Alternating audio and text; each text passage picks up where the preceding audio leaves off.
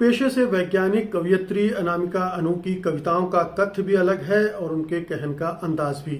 भारत भूषण अग्रवाल से सम्मानित अनामिका की कविताएं स्त्री विमर्श की नई खिड़कियां खोलती हैं। उनका काव्य संस्कार बहुत गहन है और विभिन्न दृष्टियों से भरा पूरा भी। आइए उनसे सुनते हैं उनकी कुछ कविताएं।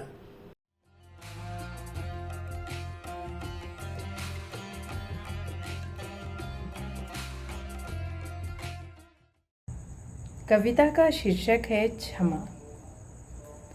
तुमने पाप मिट्टी की भाषा में की, मैंने बीज के कणों में माफ़ी दी। तुमने पानी से पाप किए, मैंने मीन से माफ़ी दी। तुम्हारे पाप आकाश हो गए, मेरी माफ़ी पक्षी। तुम्हारे नश्वर पापों को मैंने जीवन से भरी माफ़ी बख्शी। तुमने गलतियाँ गिनतियों में की, मैंने बेहिसाब माफ़ी दी। तुमने टहनी भर पाप किए, मैंने पतियों में माफ़ी दी। तुमने झरनों में पाप किए, मैंने बूंदों में दी माफ़ी।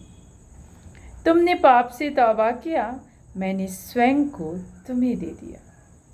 तुम सांस से पाप करोगे, मैं डूब कर क्षमा दूंगी। तुम धूप से पाप करोगे, मैं माफ़ी में छाँव दूंगी। नीरव निशब्द पापों को झिंगुर के तान वाली माफ़ी, वाचाल पापों को मौन वाली माफ़ी, वामन वाले पाप को बलि वाली माफ़ी। तुम्हारे पाप से बहुत बड़ी होगी मेरी क्षमा, मेरी क्षमा से बहुत बड़े होंगे वे दुख जो तुम्हारे पाप पैदा करेंगे। अगली कविता का शीर्षक है मेरे गर्भ में रहना।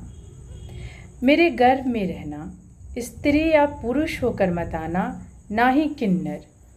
बाहर चरित्र तौलने के बड़े बड़े तराजू लगे हैं, जीभ की बाट पर तौले जाओगे तुम। धर्म युद्ध में खर्च हुआ एकमात्र सामान नैतिकता के बट्टे थे। गर्भ की दीवार बहुत कोमल है, रोशनी वहाँ कम है। यहाँ की दीवारें सख्त, रोशनी सिर्फ और सिर्फ आँखें चौंधियाने वाली। तुम वहीं रहना, चूसना मेरे कोख में उपलब्ध रस। मैं कविता सुनाऊंगी, तुम सुनना। अपनी उंगली से मेरे शिशु कोख की अंत भित्ति पर लिखना तुम कविता। मैं अंतःशिक्त और पुनर्जीवित होना चाहती हूँ।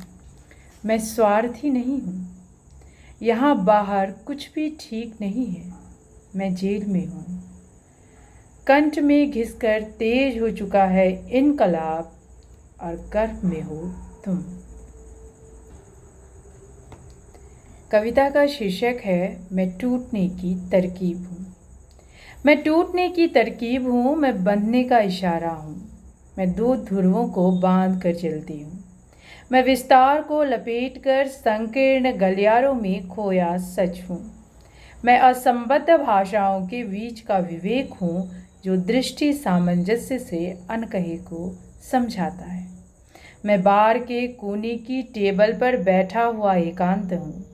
मैं बैरे की प्रश्नवाचक दृष्टि का अनसुलझा अव्यक्त उत्तर हूँ। मैं हूँ और इसका उत्सव गीत कोई भी नहीं। मैं नहीं रहूँगी, उसका ऐसा मातम मचेगा मानो क्षण भर के लिए बस मैं ही थी घर भर में। एक हरी सब्जी सा फेंटती जाऊंगी पकते समय में, और थोड़े से में कई रोटियों को खा लेने के अद्भुत साहस के साथ देवता आ बैठेंगे। मैं यीशु के चरणों पर नहीं गिरूंगी, राम के भी नहीं। मुझ में न अहिल्या है न निरर्थक की वृत्तियाँ। मैं स्वयं का मातम मनाती एक कथा हूँ, जो लिख रही है ध्वनि की आवृत्तियाँ। मैं बदल दूंगी वाक्यों के अर्थ, कथा के हर्ष और विषाद के क्षणों को, तुम्हारे मानचित्र को, तुम्हारे झूठे ढकोसले वाली दुनिया के बदरंग सच को।